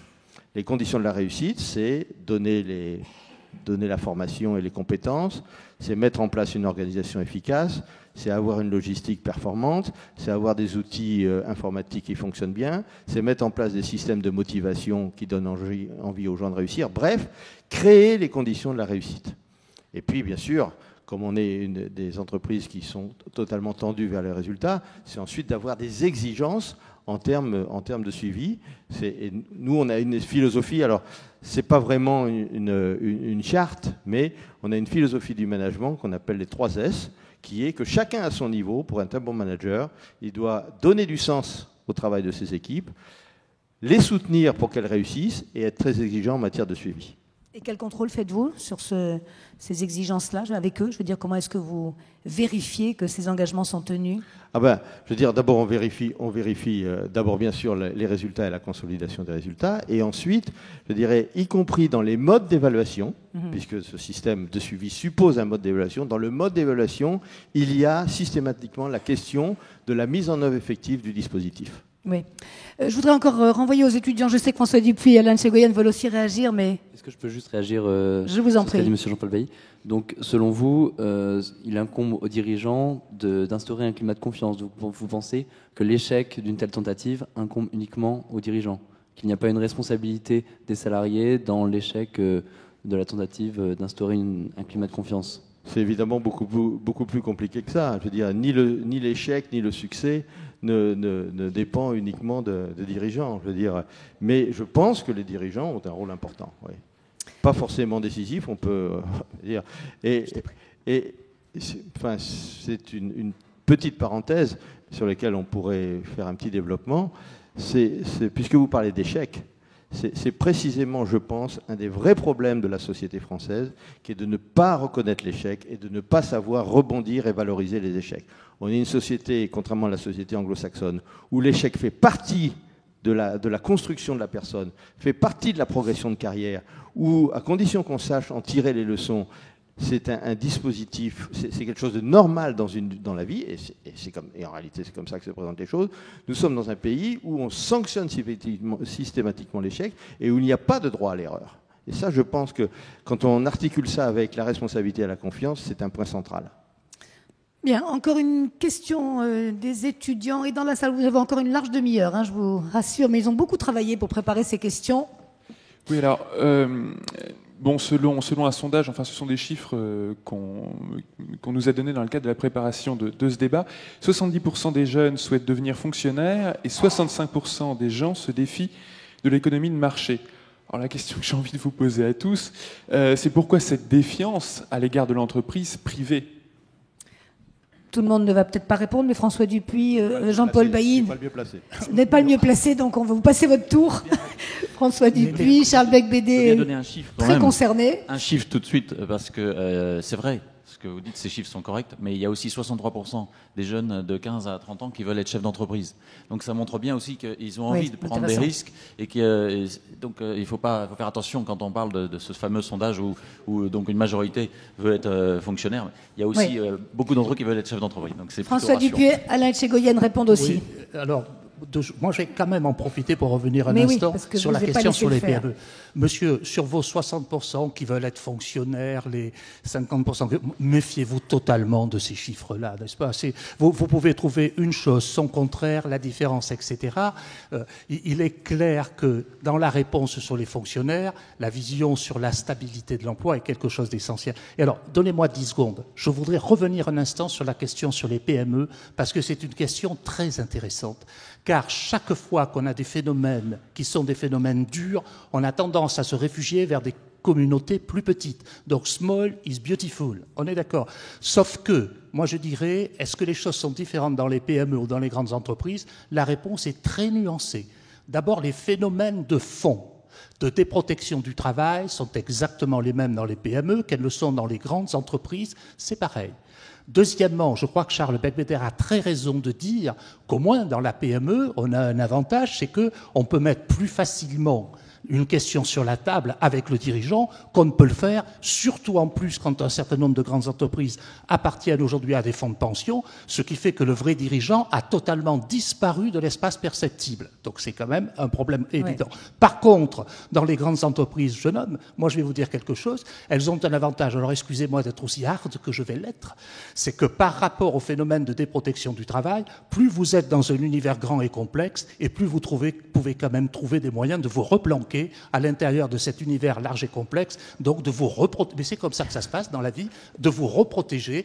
Oui, mais c'est pourtant... Oui, c'est pas que replanquer, c'est aussi que les grands groupes permettent de l'employabilité au sein du groupe, avec de la mobilité fonctionnelle et géographique, oui, à condition qu'elles sachent le mettre en œuvre. Alors, cher ami, moi, je vais vous dire ce que je veux dire. Oui, mais regardez, Jean-Paul, tant que pour éviter, par exemple, les phénomènes de fuite par rapport au travail, parce que c'est ce qui se passe aujourd'hui, on multiplie les indicateurs de performance, ce que l'on appelle dans les entreprises les KPIs, les Key Performance Indicators, qui est une façon d'être capable d'évaluer petit à petit ce que font les gens, chacun avec toujours plus de précision. Eh bien, l'usage immodéré que font les grandes entreprises de ces indicateurs de performance permet à ceux qui les subissent de les opposer les uns par rapport aux autres, parce qu'ils sont contradictoires les uns par rapport aux autres, et donc de retrouver des zones d'autonomie, c'est ce que je veux dire, que quelquefois on trouve beaucoup moins dans les PME. Oui. Moi, j'essayais d'avoir simplement une réponse un peu nuancée par rapport à la question. Et ça, c'est vrai, a dit Jean-Paul Bailly, à côté de vous. Alain Tchégoyen sur ce point, puis Madame dans la salle. Sur deux points de la question qui était posée. Effectivement, il y a des sondages contradictoires. J'étais la semaine dernière à Marseille avec Laurence Parisot, où il y avait un sondage absolument opposé, organisé dans la région marseillaise. En revanche, il y a deux choses qu'on peut vérifier. C'est l'avis des parents, des familles. Ça, c'est assez stable. Effectivement, en France, entre 75 et 80% des parents souhaitent que leurs enfants soient fonctionnaires. Et ensuite, il y a la pratique des jeunes. Quand j'étais au plan, j'avais organisé un travail là-dessus. Or, effectivement, il y a une très grande proportion de jeunes qui entrent dans la fonction publique, mais pour une raison qui n'est pas la sécurité de l'emploi. C'est que pendant les 5 premières années, les salaires, ils sont supérieurs au privé. Et d'ailleurs, moi, je me suis battu contre la hausse des salaires des fonctionnaires, parce qu'on savait qu'avec la démographie, à quelques années, on allait assécher le marché du privé par des salaires supérieurs dans le public par rapport au privé, dans les 5 premières années. Après, ça stagne. Mais au début, pour commencer, pourquoi? Parce qu'il y a des surqualifications par rapport au poste. Hein. On va avoir un bac plus 3 sur un poste qui exige le niveau du bac, hein, mais ce poste de bac aura un salaire supérieur. Donc c'est un véritable danger. Je reviens sur les PME aussi, rapidement. Sur les PME, parce que quand on pose la question du travail, François Dupuy, je pense que vous en serez d'accord, il y a une question fondamentale dans le travail, c'est pour qui je travaille. Hein. Il y a pourquoi, évidemment, mais je parle par rapport à... Je vais venir à pourquoi après, mais pour qui je travaille? Si je travaille pour cet homme ou cette femme qui est patron et en qui j'ai confiance et que j'admire ou que j'estime, c'est un facteur fondamental. Et ça, on le sait mieux dans une PME que dans un grand groupe. Sauf quelques exceptions. Antoine Riboud était capable de focaliser l'imaginaire des gens de BSN comme les Michelin, hein, comme Édouard Michelin. Il y a quelques cas de grands groupes où ça existe aussi.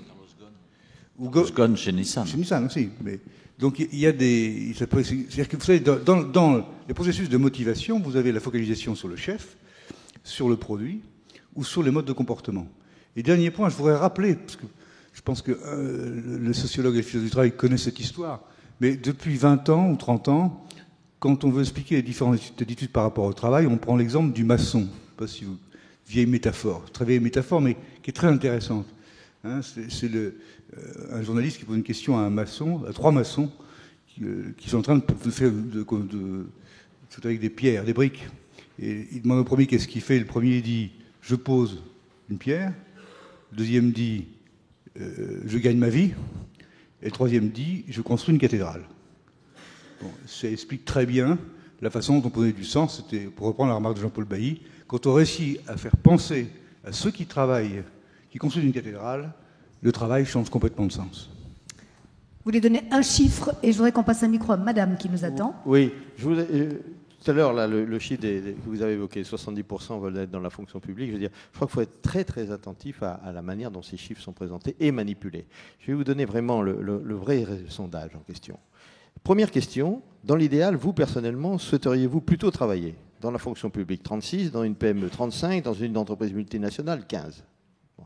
Deuxième question, personnellement, pensez-vous que vous travaillerez plutôt vraisemblablement, c'est-à-dire qu'est-ce qui va vous arriver ?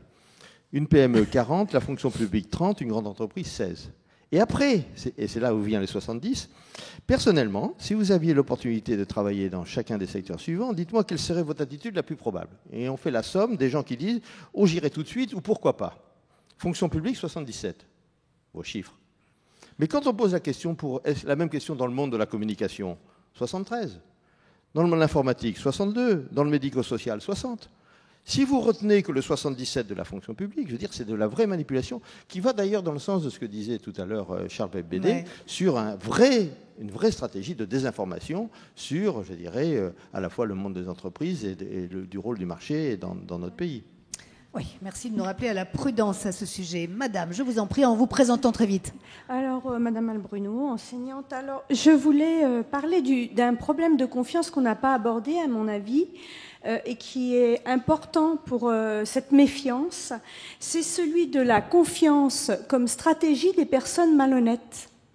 Je parle de grandes entreprises ou de gros problèmes qu'on a vécus, Rosemary pour la Ligue contre le cancer et Airbus dernièrement. Ça a choqué beaucoup de gens. Et quand l'étudiante a parlé de droit mou, je pense qu'effectivement, le rôle de l'État est peut-être d'intervenir et de donner des sanctions qui devraient être plus sévères pour ce genre de malhonnêteté, ouais, et pour que la confiance revienne un petit peu. Voilà. Alors, ouais, bon... maintenant... C'est une remarque plus qu'une question que nous entendons, alors, c'est parfait. Oui, est-ce qu'il ne serait pas possible de changer le droit, justement, à ce niveau-là? On est le pays des droits de l'homme, est-ce qu'il ne serait pas possible rapidement, oui, de changer le droit? C'est une question cette fois qui veut la prendre, mais une seule réponse, s'il vous plaît, hein, pour qu'on puisse prendre d'autres interventions. Moi, je ferai une réponse très générale. Je crois que on est plutôt dans un pays qui souffre d'un excès de lois et de lois qui vont beaucoup trop loin dans le détail et dans la manière d'essayer d'envisager tous les cas de figure. Et qu'une des manières de progresser, c'est de faire un peu plus confiance aux différents partenaires sociaux et de faire un peu plus de place au contrat. Ce n'est pas exactement la réponse, mais je pense que c'est vraiment important. Merci pour cette réponse. Madame, attendez, je vous donne la parole. Attendez, donnez le micro que je l'ai repéré. Merci, madame, à vous. Oui, bonjour, je m'appelle Christine Mur, je travaille dans la communication, je suis une citoyenne engagée en politique. Je trouve au bout de 3 jours, je suis absolument fascinée par l'intelligence des Français, mais tout reste vraiment sur un niveau très très intellectuel. Et moi j'aimerais ramener le débat sur quelque chose de très concret. Il y a un problème en France qui est vraiment identifié, le travail est trop cher. Le travail est vraiment trop cher. Et comme un pays tient sur la consommation de ces classes moyennes, et que ces classes moyennes sont complètement paupérisées, de la même façon, les PME, si on ne les encourage pas à se développer, il n'y aura pas de valeur dans ce pays. Bon, quand on est à l'étranger, on s'aperçoit d'une chose, les organismes qui devraient aider, on dit aux PME, allez vous frotter à l'international. on s'aperçoit que les organismes publics et privés sur place, les chambres de commerce, les consulats, mettent des bâtons dans les roues dans des sociétés françaises parce qu'ils sont concurrents, il faut le dire. L'American Chamber of Commerce aide les Américains à se développer à tout niveau de la boîte. Bon. À l'international, on nous dit aussi globalisation. Bon, les pays européens sont tous concurrents. Quand on voit l'industrie automobile, puisque moi je travaille avec la Chine et le Proche et Moyen-Orient, on voit très très bien qu'ils sont concurrents et qu'ils s'envoient aussi des bâtons dans les roues, et qu'il n'y a aucune entraide européenne. Et l'industrie automobile peine énormément aussi là-dessus. Alors, un jour, s'il vous plaît, vous qui êtes en face de nous, dites que ce sont les élites qui doivent relancer aussi un petit peu le débat, pas uniquement les gens de l'industrie et des entreprises. Pour cette remarque, Alain Tchegoyen vous répond, et puis on aura une autre question, c'est repéré. Voilà. C'est un petit peu à la marge du sujet quand même. Hein, bon, on peut tout mettre dans la confiance, mais simplement, si vous voulez, on connaît les réponses pour notre pays. Hein. On continue à inciter à la création d'entreprises, alors qu'en taux de création d'entreprises, nous sommes aussi forts que les Américains, à proportion égale. Nous sommes aussi forts. Non, mais attendez, on continue à financer en partie la recherche pour les grands groupes. En termes de grands groupes, c'est terminé. Vous avez du mal à ne pas interrompre. Vous êtes dans la communication, vous avez du mal. Si. Hein, mais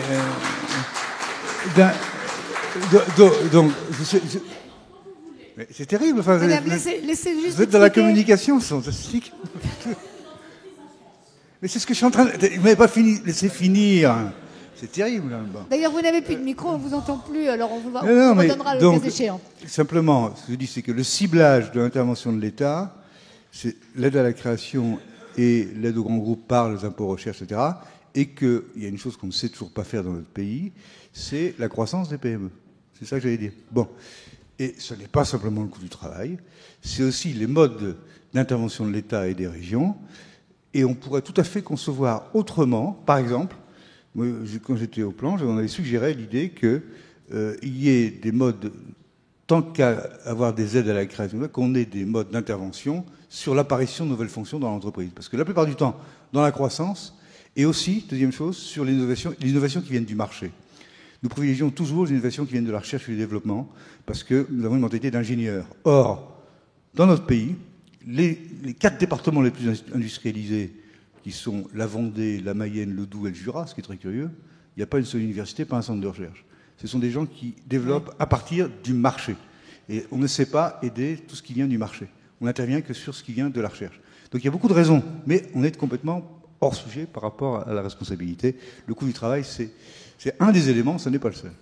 Je relais quand même une question des étudiants, s'ils me le permettent, sur la confiance de l'entreprise dans son environnement. Vous disiez, je ne sais pas qui avait préparé cette question parmi vous, du fisc à Oseo, qui est un groupe de soutien aux PME, c'est l'ex-Anvar pour ceux qui connaissent. Vous posiez la question, l'entreprise peut-elle avoir confiance dans les institutions de l'État pour soutenir ses progressions, c'est bien cela? On vient d'y répondre d'une certaine manière. D'autres questions dans la salle, s'il vous plaît, puis on reviendra vous trouver. Oui, madame, je vous avais repéré. Merci de vous présenter brièvement. Bonjour. Je m'appelle Marie-Hélène Gianesini, je suis consultante auprès des entreprises. Merci. Et je suis également enseignante, notamment à Sciences Po. Une question à laquelle j'aimerais que les 4 de ces messieurs répondent. Comment expliquez-vous, puisqu'on revient au thème de la confiance et du thème de ces journées, qui est celui de la responsabilité, comment expliquez-vous le développement du coaching dans les entreprises ? Alors, j'aimerais que les 4, dans leur diversité, puissent répondre à cette question. Vous voulez les 4, d'accord. Oui, je veux les 4. François Dupuis a déjà dit « moi je veux bien », alors on va commencer avec lui. C'est une bonne question, le développement du coaching, parce que ça nous ramène, encore une fois, à la question que j'essayais d'aborder tout à l'heure, qui est la question de la dureté progressivement de plus en plus forte, si vous me permettez de parler ainsi, du travail. Alors, en face de ça, une des réactions des entreprises, comme je disais, c'est soit d'être incantatoire, et tout à l'heure Jean-Paul Bailly a dit quelque chose, je crois, il faut que tout le monde en saisisse toute la portée sur le sens. Vous voyez Jean-Paul, quand moi j'entends on ne va pas citer bien sûr, hein, un grand chef d'entreprise devant 2000 de ses cadres qui dit notre vision c'est d'être l'opérateur de référence dans le futur, moi je n'ai jamais vu qui veuille être l'opérateur de répulsion. Ça c'est un discours qui tue le sens. Voilà, ça tue le sens parce que comme disait Alain Tchegoyen tout à l'heure, c'est un discours qui n'a pas de contraire. C'est l'incantation. C'est l'incantation, on ne peut pas questionner puisque vous dites quelque chose qui n'a pas de contraire. Alors, ce que je voudrais dire par rapport à la question de madame, c'est qu'en face de la détérioration du travail, une tendance naturelle des entreprises, parce qu'elles n'en peuvent mais, c'est de rejeter les choses vers les individus. Vous voyez, on individualise le problème parce que ça empêche, comme ça, ou du moins ça protège du fait d'en voir la dimension collective, c'est-à-dire la dimension organisationnelle. Donc, par exemple, vous voyez, quand on parle de la valeur le débat sur la valeur travail, ne croyez pas que c'est un débat abstrait. Parce que si je dis aux gens, attention, la valeur travail s'est détériorée, si je vous dis à vous tous, votre valeur travail s'est détériorée, ça veut dire que c'est vous les responsables. Changez de valeur, revenez à la valeur de travail. Mais si vous dites c'est le travail qui s'est détérioré, alors peut-être que la responsabilité c'est moi qui suis l'organisateur du travail. Donc derrière le débat sur la valeur travail, il y a un vrai débat sur qui porte la responsabilité de ce qui est en train de se passer. Et donc du coup, quand on parle de la valeur travail, on réindividualise les choses, on se tourne vers les gens eux-mêmes. Et alors, parmi ce que l'on essaie de faire pour eux, pour essayer de leur faire supporter, vers ceux à qui on attache le plus d'importance, pour leur faire supporter des conditions du travail qui sont devenues extraordinairement dures, mais on essaie de leur faire supporter à un niveau individuel, il y a le coaching. Donc le coaching s'inscrit dans cette tradition-là, tout à fait nouvelle, de l'individualisation de la gestion des problèmes de souffrance ou de difficultés liés à la dégradation du travail. Merci pour cette réponse. Le coaching, donc resitué dans un contexte très fort, apparemment. Très rapidement, je pense que dans le coaching, il y a deux aspects. Il y a le coaching... Pardon ? Si je vous dis le training, c'est pas terrible. Je sais pas, accompagnement ? Non, en français, ça se traduit coaching pour le moment. Bon. Accompagnement. C'est la manière dont on accompagne les salariés. C'est un accompagnement. Et voilà comment il faut faire, etc. Voilà. Alors, je crois qu'il y a quand même deux dimensions. Il y a, je vais dire coaching parce que c'est une bonne question. Lorsque des salariés ont quitté l'entreprise, et donc il y a un coaching, un accompagnement pour retrouver un emploi. Mais il y a une autre dimension qui est le coaching interne. Et ça, c'est lié à l'accélération des mutations, la nécessaire adaptation et modernisation des entreprises, qui nécessitent beaucoup d'évolutions, qui peuvent être des évolutions géographiques, mais aussi des évolutions fonctionnelles, qui consistent dans les entreprises à changer de métier ou au sein d'un même métier, à se remettre en cause. Et l'accélération des mutations augmente le rythme des nécessaires remises en cause par rapport à ses propres compétences. Et ça nécessite du coaching interne. Et je pense que ça va tout à fait dans le sens de la création de la confiance, parce que c'est accompagner les gens face à des mutations nécessaires au sein d'une employabilité dans le groupe. 4 réponses, vous avez demandé, madame. Vous allez les avoir. Alain Tchegoyen. Oui, moi, il y a une chose qui m'inquiète, c'est que on avait le droit à l'emploi, on avait le droit au travail, Bayrou avait le droit au logement, Bayrou avait inventé le droit au sens. Bientôt, on va avoir le droit au coaching. C'est-à-dire que dans beaucoup d'entreprises, maintenant, les gens demandent et trouvent que c'est un nouveau droit, même dans l'entreprise publique. Alors, ça correspond à une réalité, bien sûr. Même dans le privé. Ça correspond à une réalité. Alors, c'est vrai que le meilleur terme, c'est accompagnement, mais ça implique une réflexion vraiment profonde, parce que tout se passe dans les discours qu'on entend comme si les conditions de travail s'étaient dégradées depuis 30 ans. Et il ne faut pas oublier qu'on est dans une époque qui est effrayante d'amnésie et donc de nostalgie. Puisque quand on est amnésique, on a nostalgie d'une période qui n'a jamais existé. Et c'est vrai de toute la hiérarchie du travail. C'est vrai des travailleurs manuels comme des agents de maîtrise. On pense qu'on travaillait dans de bien meilleures conditions il y a 30 ans, ce qui est absolument faux quand on regarde de près. Donc ce qui manque, c'est le sens et l'adaptation de l'individu à l'organisation. Mais il faut quand même toujours se répéter qu'avant, on avait des actions du travail beaucoup plus importantes, qu'on vivait très mal, et il y a quand même tout un travail d'histoire à faire, parce que quand on voit l'histoire des accidents du travail, quand on voit l'histoire de la santé au travail, quand on voit les conditions de travail dans la poste, dans les télécommunications, il y a 40 ans, ça s'est amélioré de manière considérable. Donc ça pose vraiment une question qui est la question du lien entre la personne et l'organisation, D'où l'intérêt du coaching. Mais il faut quand même de temps en temps répéter qu'on souffre moins, qu'on vit plus longtemps et que tout n'est pas catastrophique. Charles Becbédé, enfin. Merci. Bon, moi, je vais répondre en tant que dirigeant d'entreprise parce qu'on est une entreprise trop petite pour faire du coaching au niveau de l'ensemble de nos collaborateurs. Mais en revanche, moi, j'ai ressenti effectivement le besoin d'avoir un peu de coaching. Alors, je vais vous dire comment je fais. Pourquoi ? Parce que d'abord, c'est vrai que tout va très très vite et pour éviter d'être trop le nez dans le guidon à un moment, c'est pas mal de prendre un peu de recul et prendre le point de vue de l'hélicoptère, comme on dit, pour éventuellement réorienter, affiner le cap. Et donc, alors, j'en fais avec ma femme. J'ai aussi un prêtre ami qui m'aide à réfléchir sur certains des thèmes qu'on a abordés. Et puis, j'en fais avec mon conseil d'administration aussi, beaucoup, à qui je présente vraiment les problèmes et on réfléchit sur ces sujets plutôt que de passer trop de temps à la revue du quotidien où ils ont bien sûr, je ne vous dis pas que je leur cache ce qui se passe, ils ont donc la présentation avec tout ce qui se passe dans l'entreprise, mais on essaye de discuter plutôt sur les vrais sujets et les grandes interrogations stratégiques auxquelles on est confronté. Bien, merci beaucoup pour ces réponses. Madame, oui, vous avez repéré, c'est ici au milieu, et puis on ira un peu plus haut dans la salle pour ne pas vous perdre. Bonjour, Catherine Dupeyra, je suis dans les ressources humaines. Je voulais savoir quel était le rôle que vous, entreprise, pensez que le syndicalisme peut jouer dans la reprise de confiance face au travail. On voit que le gouvernement, l'Europe, s'intéresse beaucoup à la modernisation du dialogue social et à l'accroissement de la présence des syndicats.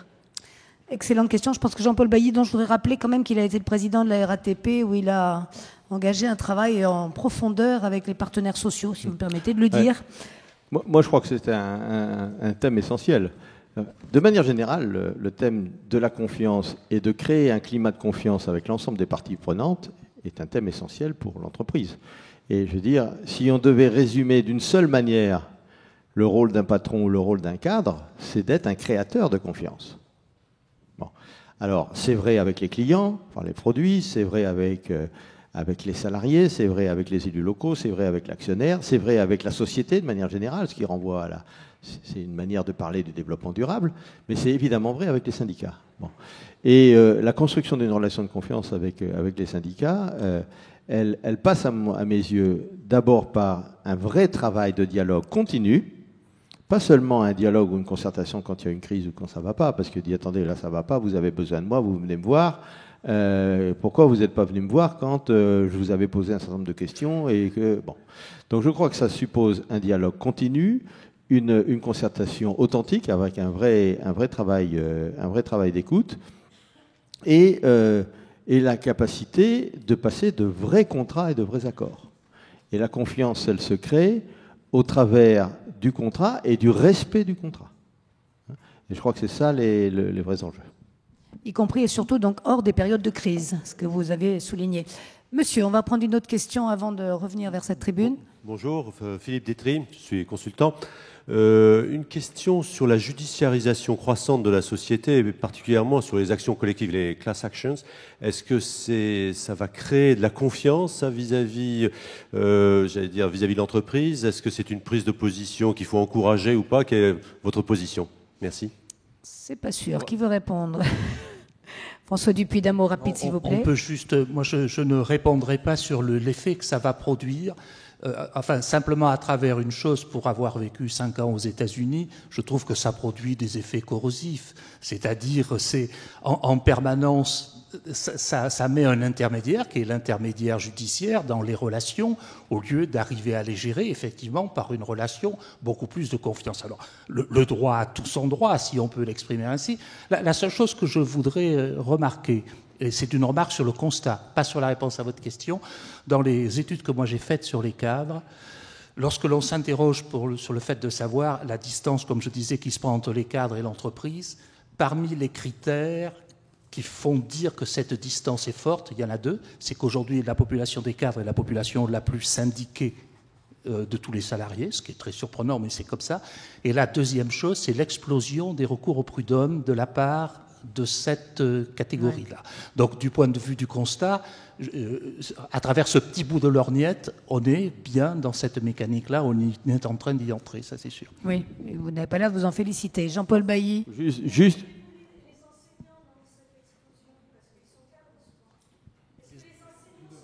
Est-ce que les enseignants sont concernés par ce que vous êtes en train de dire? Alors, franchement, je ne crois pas, non. Je D'accord. ne sais pas d'ailleurs si eux-mêmes ont de plus en plus de recours au prud'homme, ça je ne le sais pas. Hein. Oui. Jean-Paul Bailly. Juste vraiment un mot, je crois que la judiciarisation des relations est quand même dramatique, hein, et que c'est un vrai constat d'échec, et que c'est l'aboutissement du cycle vicieux, hein, de la défiance. Et donc, c'est un symptôme, à mon avis, extrêmement préoccupant de la dégradation des relations de confiance. Merci. Déjà 12h20, nous avons encore le temps pour quelques questions. On va aller tout au fond de la salle, oui madame, et puis encore plus haut si on veut bien. Oui, bonjour, Nathalie Vendran, je suis éditrice et vous avez donc abordé la confiance essentiellement aussi au sein de l'entreprise. On est dans un monde qui est de plus en plus dématérialisé, qui est de plus en plus global, etc. Il y a un point qui justement soulève le problème de confiance, transparence, sens, et vers un public qui est quand même l'avenir de notre pays, qui est celui des jeunes. Il est de plus en plus difficile pour des jeunes de connaître le monde de l'entreprise, de savoir comment il fonctionne, et donc il est difficile de se projeter et qu'ils puissent se projeter et s'imaginer dans un avenir. Est-ce que l'avenir et le rôle de l'entreprise par rapport à cette confiance, par rapport à ce public, est-il pas plus important, ou du moins, en tout cas, très important à travailler? C'est-à-dire, est-ce que les entreprises n'ont pas un rôle fondamental d'explication, de transparence, de sens, d'information à ce moment-là? C'est vrai que la sémantique n'est pas forcément toujours évidente. Oui, mais, question peut-être à renvoyer aux philosophes et éventuellement aux chefs d'entreprise, bien sûr. Alors, l'histoire de l'éducation nationale et des mouvements des entreprises est assez compliquée. En 1981, le gouvernement de gauche a supprimé les stages des agrégés et des certifiés en entreprise, qui étaient obligatoires, qui existaient depuis 3 ans. Alors on peut dire c'est une honte, mais il y avait une idée qui n'était pas fausse, qui était de dire, de la part des enseignants, on a assez d'entendre dire que nous, on doit savoir ce qu'est l'entreprise, il faut peut-être aussi que l'entreprise sache ce que c'est que l'éducation nationale. D'où le fait que Claude Allègre ait monté avec le MEDEF une semaine école-entreprise, où pendant une semaine, les dirigeants d'entreprise viennent savoir ce qu'est un patron de lycée, un patron de collège, viennent et donc peuvent s'adresser aux étudiants, aux élèves, aux lycéens, aux collégiens, pour leur expliquer ce qu'est l'entreprise. Ce sont des premiers pas, mais on sait très bien que la meilleure approche de l'entreprise pour des jeunes, c'est quand même les stages. Hein, c'est quand même les stages auxquels en général les entreprises sont assez ouvertes, hein, et que beaucoup d'institutions scolaires post-baccalauréat organisent. Je ne crois pas qu'il y ait vraiment une difficulté particulière de présentation. En revanche, le discours des organisations patronales vis-à-vis des jeunes est très restreint, très limité, et Laurence Parisot en fait elle-même l'aveu, en disant que c'est quelque chose qu'il faut améliorer. Une piste pour améliorer cela, je pense, oui, c'est en fait, c'est de faire parler un peu plus les entreprises moyennes qui réussissent, qui innovent. Alors c'est vrai qu'on en manque, hein, on en a 2 fois moins qu'en Angleterre, 4 fois moins qu'aux États-Unis, pour toutes choses étant égales par ailleurs. Et donc il y a un vrai déficit de ces entreprises innovantes de croissance, c'est ce dont on parlait tout à l'heure. Bon, les raisons sont très nombreuses.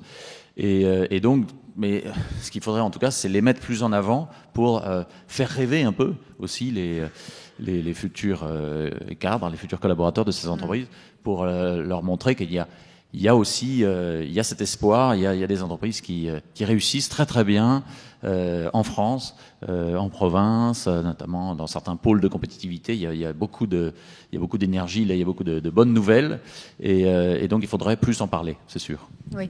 Une autre manière de vous répondre, peut-être, je voudrais demander à Jean-Paul Bailly de nous parler d'un observatoire de la confiance qui a été mis en place par la Poste. C'est une autre réponse. Oui, c'est une réponse un petit peu plus globale, un petit peu plus large, au-delà des jeunes, au-delà des PME. Je crois que cet échange a montré à quel point la confiance était au cœur des enjeux de demain, et que faire grandir la confiance, c'est véritablement à la fois au bénéfice de toute la société et puis, en ce qui nous concerne, rendre plus crédible l'engagement de la Poste. C'est pour ça que nous allons lancer une initiative qui va s'appeler l'Observatoire de la confiance, et dont l'objectif est de créer cet observatoire pour mieux connaître et comprendre les leviers de la confiance, les interpréter, les partager et agir. Et donc, voilà, dans les jours qui viennent, nous allons lancer cette initiative avec une structure dans laquelle il y aura un comité de programmation pour décider des études et à lancer, que je présiderai, avec un groupe de personnalités, et puis des comités opérationnels et des comités de communication, et qui regroupera un certain nombre d'experts et de praticiens. Donc voilà, je voulais juste vous annoncer que nous allons essayer de réfléchir et de faire réfléchir la société, et de communiquer et d'agir pour voir un peu ce que sont les leviers de la confiance, mieux les comprendre, mieux les interpréter, mieux les faire connaître et mieux les relayer par l'action. Résultat des travaux accessibles à tous, hein, c'est très important de le préciser. Dernière question là-haut, la dernière sera pour les étudiants et on sera obligé d'arrêter, on a promis d'être ponctuel. Monsieur. Oui, merci. Bonjour, Guillaume Delamétrie, consultant, étudiant et en cours d'une étude sur la culture du sens de la responsabilité personnelle dans les entreprises. Je voulais revenir sur le thème en fait du colloque qui est la responsabilité, et j'entends beaucoup parler des responsabilités. Mais et je voulais revenir sur l'aspect confiance, qui pour moi, la confiance, c'est d'abord d'avoir un référentiel commun. Et je voulais savoir si, alors, la question est la suivante, est-ce que dans l'entreprise, on peut manier comme ça encore longtemps le terme de la responsabilité, tant qu'on n'aura pas défini ce que c'est que la responsabilité, et quels sont finalement les référentiels sur lesquels on doit être tous en accord, donc avoir la confiance mutuelle sur la responsabilité. Il vous semble qu'on devrait davantage préciser cette... Voilà. Est-ce qu'on peut continuer à en parler tant qu'on sera... Est-ce qu'il n'y aurait pas une étape nécessaire dans l'entreprise qui est de se mettre tous d'accord sur ce que c'est que la responsabilité et comment est-ce qu'elle agit sur les comportements de chacun? Est-ce souhaitable, Alain Tchegoyen? Oui, si j'ai à peu près 1 heure devant moi, ça va. Vous avez 2 minutes. Hein, non, oui. Si vous voulez, votre question est tout à fait légitime parce que ça fait partie aussi des maîtres mots, hein, dont Valérie disait qu'ils n'ont plus de valeur que de sens. C'est-à-dire qu'on les répète, mais on les définit peu. Formellement, être responsable, d'après l'étymologie, si on prend l'aspect moral et entrepreneurial du terme, pas l'aspect juridique, c'est vouloir répondre de ses actes et décisions et de leurs conséquences devant ceux qui sont concernés par ces actes, décisions et leurs conséquences. Donc c'est très bien, parce que c'est un principe très formel, très universel, qu'on peut appliquer à chacune de nos décisions. Qu'on soit père de famille, chef d'entreprise, responsable syndical, on peut l'appliquer à chaque décision. Et ça, il y a toujours la présence de l'autre. Il y a différentes responsabilités, autonomie, c'est que dans l'autonomie, c'est suivre sa propre loi. S'il y a idée de répondre, c'est qu'un autre est toujours présent explicitement ou implicitement qui pose une question. Maintenant, la difficulté dans l'entreprise, c'est vrai de tout ce qu'on appelle les valeurs, que moi je préfère nommer principe d'action, parce que dans l'entreprise, la valeur, c'est plutôt une création de valeur ou une valeur ajoutée. Mais dans les principes d'action, la responsabilité peut être crédible, mais c'est le problème de toutes les entreprises, si c'est un concept opérationnel. C'est-à-dire, si ça sert dans les critères de recrutement, dans les critères d'adaptation à la fonction de travail, dans la gestion des carrières, dans les formations, si on fait des formations, qu'est-ce que ça veut dire? Et quelquefois, les syndicats en font. Moi, je l'avais fait pour la CFDT, par exemple, pour savoir qu'est-ce qu'un responsable syndical. Mais dans les entreprises, très souvent, c'est affirmé, déclaré, proclamé, et ça n'est pas opérationnel. Combien de fois ai-je constaté qu'une entreprise qui disait la responsabilité, notre valeur, etc., ne mettait même pas la responsabilité comme un des critères d'évaluation lors de l'entretien annuel. Donc, on disait c'est notre valeur, mais on n'était pas évalué sur ça. Or, l'essentiel, c'est qu'effectivement, ces questions soient systématiquement intégrées à ce qu'on appelle la gestion des ressources humaines, c'est-à-dire la façon dont on évalue les personnes. Si c'est un principe d'action, forcément, ça doit apparaître de manière opérationnelle dans la façon dont chacun est évalué. Après, j'aurais beaucoup de questions à aborder que je ne vais pas aborder, mais la question de la confiance intervient précisément lorsque je dis cette personne est responsable. Et il y a une grande différence entre un responsable et être responsable, malheureusement. Mais donc elle a un pouvoir sur un territoire, et si on fait de la responsabilité un principe d'action, ça veut dire qu'il faut que ce soit transitif. Je suis responsable, donc je responsabilise. Et c'est là qu'intervient la confiance. Parce qu'on prend un risque en responsabilisant, mais il faut aussi qu'il y ait une confiance pour responsabiliser. Et l'emboîtement des responsabilités est un emboîtement de confiance. Et c'est ça qu'il faut réussir à mettre en œuvre. Mais pour ça, il ne faut pas en faire une valeur déclarée, comme on le fait à la douane, dans le monde de la communication. Il faut en faire un principe d'action opérationnel. Merci beaucoup. J'ai envie de donner un tout dernier mot, parce qu'il me regarde avec attention, aux étudiants qui ont, encore une fois, je le rappelle, longuement et soigneusement préparé ce débat. Donc peut-être une impression d'ensemble. Ne relancez pas un débat d'1 heure, je vous en supplie. Allez-y. C'est une question à Jean-Paul Bailly, en fait. La Poste, justement, vous le disiez, a bâti sa dernière campagne sur le thème de la confiance. Et en effet, ça fait longtemps que le groupe fait perdurer un tel lien avec ses clients, notamment du fait qu'il s'agit de l'un des premiers services publics de proximité. Mais aujourd'hui, certains clients craignent une privatisation ainsi qu'un morcellement de l'activité postale. Et justement, alors que cet observatoire de la confiance est lancé, celle-ci est justement aujourd'hui remise en cause. Alors ce que je voulais vous demander, peut-on avoir encore confiance en la Poste, service public ? Oui. Ça, c'est gentil en fin de débat. Très bien. Merci. Alors, j'allais dire, si on a bien écouté le débat, c'est pas à moi de répondre. Vous êtes d'accord ?